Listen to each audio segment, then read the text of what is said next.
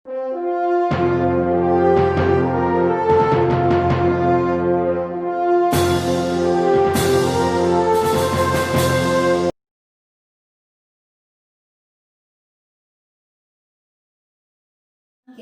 mulai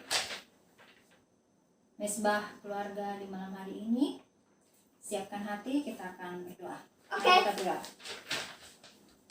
Allah Bapa di surga, terima kasih untuk malam hari ini Tuhan. Kami semua sudah menyiapkan hati dan pikiran kami Tuhan untuk memuji dan membesarkan nama Tuhan.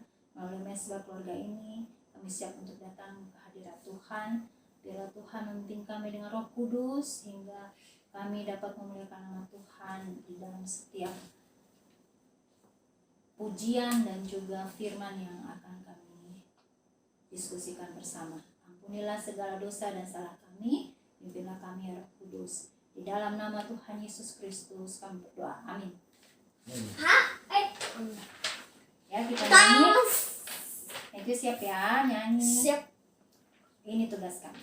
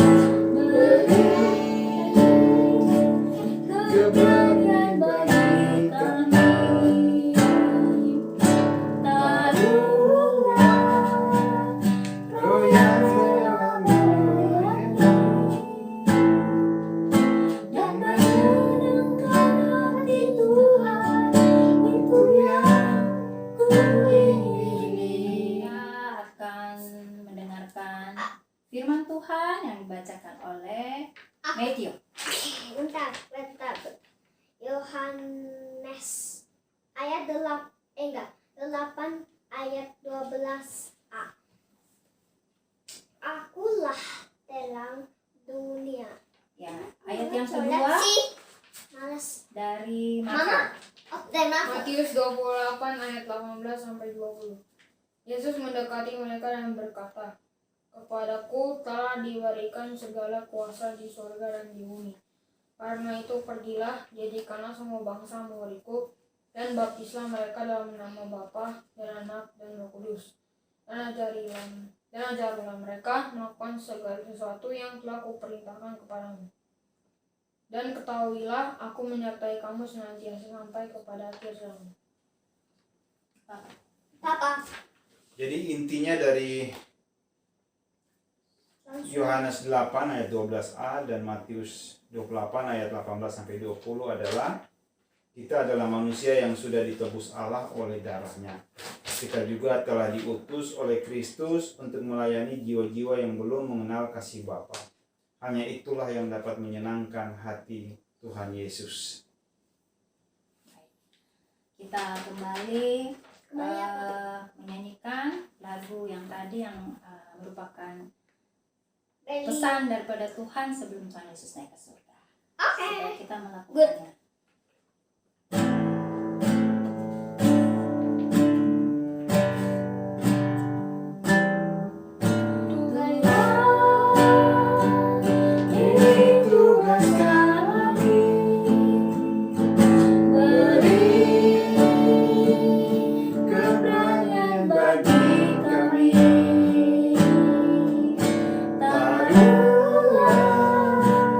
Roh yang rela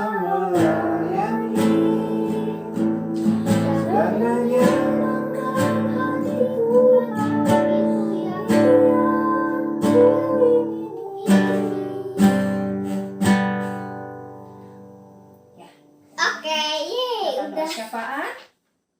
Berdoa lagi.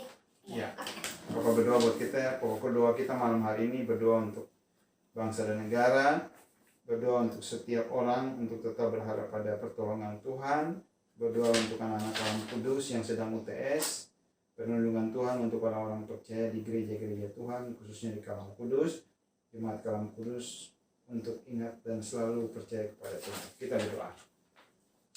Kami berdoa bagi bangsa dan negara kami Tuhan. Engkau berkati pemimpin kami di tengah-tengah pandemi COVID-19 ini. Kiranya segala kebijakan yang dibuat adalah kebijakan untuk rakyat. Tuhan tolong jajaran pemerintahan. Kami juga berdoa bagi semua orang yang berharap hanya kepada Tuhan. Tuhan berkati, Tuhan jaga, Tuhan berikan pertolongan, bahkan Tuhan jauhkan daripada pandemi ini, khususnya anak-anak Tuhan di mana saja berada. Kami juga berdoa bagi anak-anak di seluruh Indonesia yang saat ini mengikuti ujian tengah semester, khususnya bagi yang di Kalam Kudus. Tuhan berkati sehingga anak-anak kami dari tingkat yang paling bawah sampai yang paling tinggi boleh mempersiapkan diri walaupun mereka belajar dari rumah, tapi mereka tetap bisa mengikutinya dengan baik. Terima kasih Tuhan Yesus, berkati kami semua. Kami menyerahkan juga seluruh kehidupan setiap jemaat Kalam Kudus ke dalam tangan Tuhan. Pelayanan yang dilakukan, para pelayan Tuhan, hamba Tuhan kiranya diberkati, sehingga nama Tuhan tetap dipermuliakan. Terima kasih Bapa di surga. Kami mengucap syukur untuk ibadah mesbah keluarga kami di malam hari ini. Terimalah ibadah kami yang sangat sederhana ini, yang kami bawa kepada Bapa di surga melalui anakmu Yesus Kristus, penolong Juru Selamat hidup kami. Amin. Selanjutnya kita akan mendengarkan Lagu. firman Tuhan yang akan dibawakan oleh hamba Firman Tuhan ada di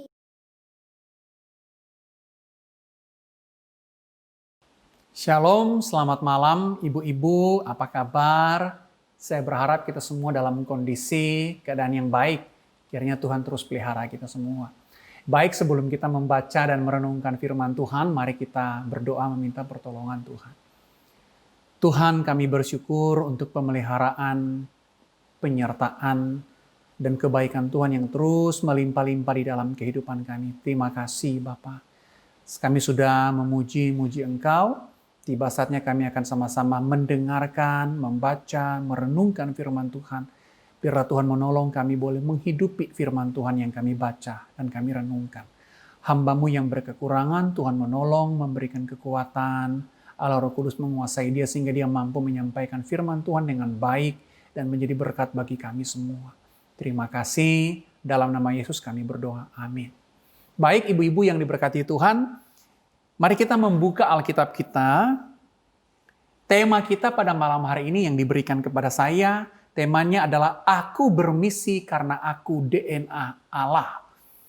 Kita akan membaca dua bagian Alkitab. Yang pertama dari Kejadian pasal 12 ayat 1-9.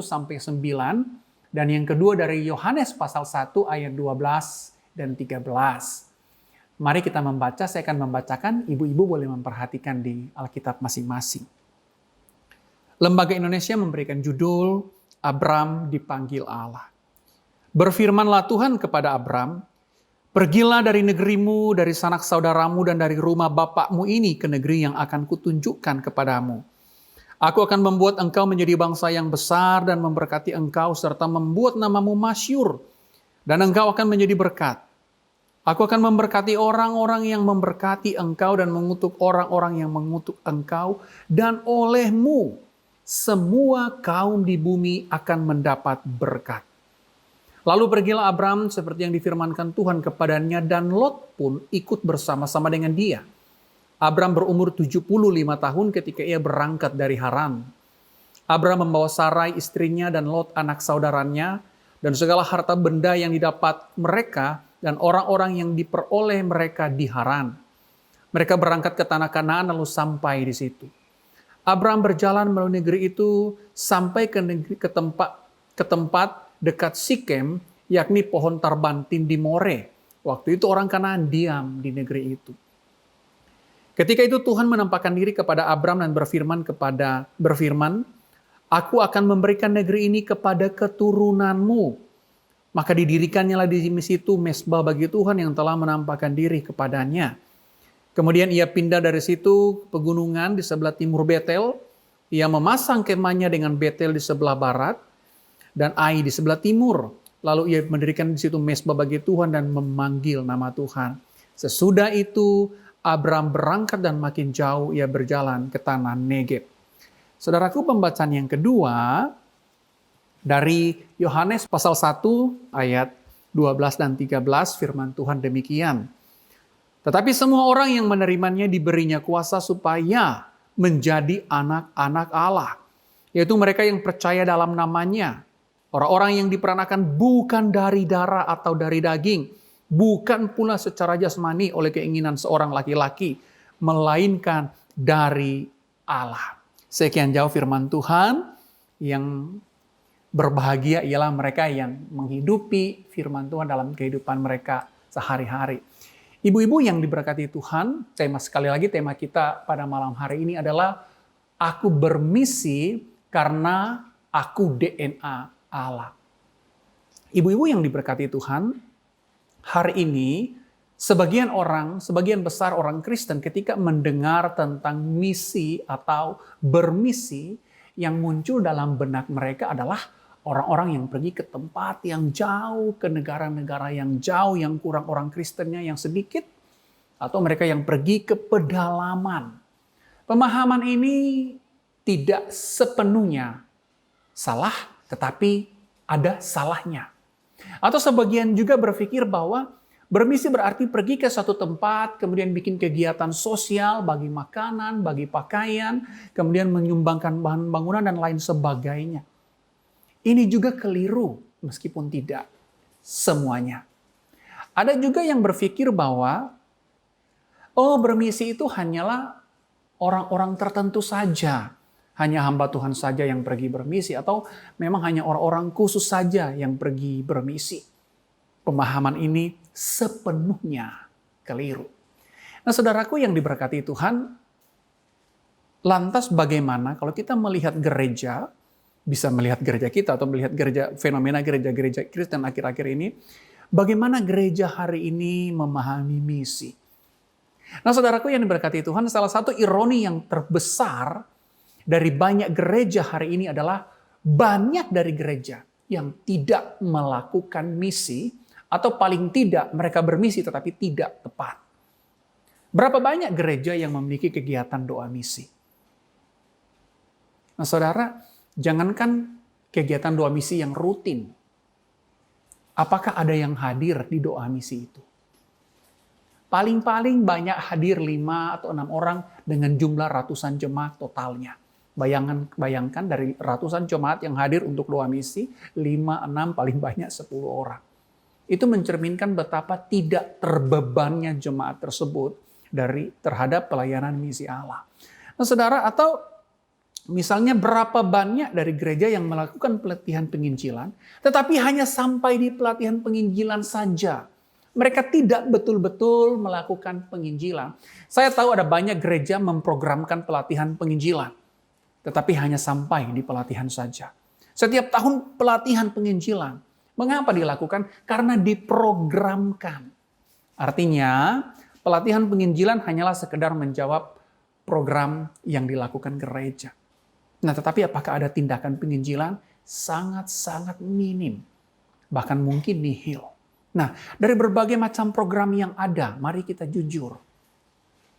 Bahwa ternyata program misi adalah salah satu program yang paling sering dikesampingkan.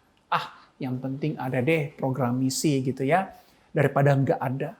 Bahkan yang paling menyedihkan, dan mohon maaf mungkin ini yang paling buruk bagi saya, ada gereja-gereja yang tidak mau melakukan misi hanya karena takut uang gereja dipakai untuk kegiatan misi. Itu dibutuhkan perdebatan yang panjang, yang kasar, yang keras. Kenapa? Karena banyak orang-orang yang terlibat dalam pelayanan gereja tidak mau menggunakan uang gereja untuk misi. Ini ironi. Ini memalukan. Nah, saudaraku yang diberkati Tuhan, ada masih banyak contoh yang lain yang memalukan dari gereja Kristen. Yang tidak mau atau keengganan mereka untuk melakukan misi. Nah, pertanyaan yang penting bagi kita, khususnya bagi ibu-ibu nih, seberapa penting sih misi itu sebenarnya? Jadi, seberapa penting misi itu dalam kehidupan kita sebagai orang Kristen? Haruskah gereja bermisi? Harus nggak gereja bermisi? Nah, saudaraku yang diberkati Tuhan, salah satu perintah yang paling agung dan yang paling mutlak untuk dilakukan oleh orang Kristen adalah bermisi atau melakukan penginjilan. Sebelum Yesus naik ke sorga, ketika dia bangkit, setelah ia bangkit, dan sebelum ia ke sorga, perintah Yesus kepada murid-muridnya itu bukanlah, oke, sering-sering persekutuan ya, bukan loh saudara-saudara. Atau perintah Yesus, jangan lupa istirahat yang banyak, makan yang cukup. Bukan. Atau Tuhan tidak memerintahkan bikin program yang bagus ya. Bukan. Tuhan juga tidak meminta kepada murid-muridnya, buatkan gereja yang megah, yang wah. Bukan. Tuhan tidak memerintah murid-muridnya untuk melakukan acara-acara yang ramai-ramai sehingga banyak orang berkumpul. Tidak. Apa yang Tuhan perintahkan? Yang Tuhan perintahkan di dalam Matius pasal 28 jelas. Pergilah, jadikanlah semua bangsa muridku, dan baptislah mereka dalam nama Bapa dan Anak dan Roh Kudus, dan ajar mereka melakukan segala sesuatu yang kuperintahkan kepadamu. Singkatnya, Tuhan memerintahkan murid-muridnya untuk bermisi, untuk menginjili. Nah, saudara yang diberkati Tuhan, ini loh kata-kata perpisahan Yesus dengan murid-muridnya. Sekali lagi, ini kata-kata perpisahan Yesus dengan murid-muridnya agar mereka bermisi. Jadi mungkin kita bisa sedikit menguji ketaatan kita kepada Allah atau iman kita kepadanya dengan berkata, seberapa taatkah saya terhadap amanat agung Yesus ini? Sekali lagi, ini kan perintah saudara-saudara. Jadi kita mungkin bisa bertanya, seberapa taatkah saya gitu melakukan perintah Tuhan ini? Nah, hanya kita dan Tuhan yang tahu jawabannya. Tetapi kalau kita tahu bahwa jawaban kita tidak taat, cepat-cepat mengoreksi diri. Karena ini perintah penting sekali. Bagi Allah, misi adalah suatu rencana yang paling agung dan yang paling besar. Saudaraku yang diberkati Tuhan, Allah bekerja sungguh-sungguh dan serius bagi misinya. Bahkan dapat dikatakan bahwa Alkitab yang kita miliki hari ini, salah satu alasan keberadaan Alkitab adalah untuk misi Allah. Narasi Alkitab, narasi misi Allah. Nah, saudara yang diberkati Tuhan, tindakan-tindakan Allah dalam sejarah yang dicatat dalam Alkitab tidak dapat dipisahkan dari misinya. Ketika Allah memanggil Abraham dalam Kejadian 12 yang kita baca, jelas sekali Allah berkata kepada Abraham, engkau akan menjadi berkat dalam ayat 2. Dalam ayat 3 Allah berkata, olehmu semua kaum di bumi akan mendapat berkat. Olehmu semua kaum di bumi akan mendapat berkat. Nah, berita ini penting sekali. Allah mengulangi perintah itu kepada Abraham. Di dalam Kejadian pasal 22 ayat 18, Allah berkata lagi demikian. Oleh keturunanmu lah semua bangsa di bumi akan mendapat berkat. Beberapa pasal kemudian di pasal 26 ayat 4, Allah kembali lagi berkata, oleh keturunanmu semua bumi akan mendapat berkat. Bayangkan saudara-saudara, Allah mengulang berkali-kali perintah ini kepada Abraham. Dan seperti yang beberapa kali dan sering sekali saya sampaikan, ketika ada pengulangan di dalam Alkitab, itu berarti sangat penting sekali. Nah, saudara, perintah ini diulang-ulang di dalam narasi hanya Allah dan Abraham. Dan itu berulang-ulang. Itu berarti penting sekali. Nah, pertanyaannya mungkin kita ada yang bingung nih. Nah, pertanyaan, apakah yang dimaksud dengan oleh keturunanmu semua bangsa akan mendapat berkat? Rasul Paulus menjawab dalam Galatia pasal 3 ayat 16, sekali lagi Galatia 3 ayat 16. Rasul Paulus bicara seperti ini. Adapun kepada Abraham diucapkan segala janji itu. Dan kepada keturunannya. Tidak dikatakan kepada keturunan-keturunannya. Seolah-olah dimaksud banyak orang, tetapi hanya satu. Dan kepada keturunanmu, yaitu Kristus. Artinya apa?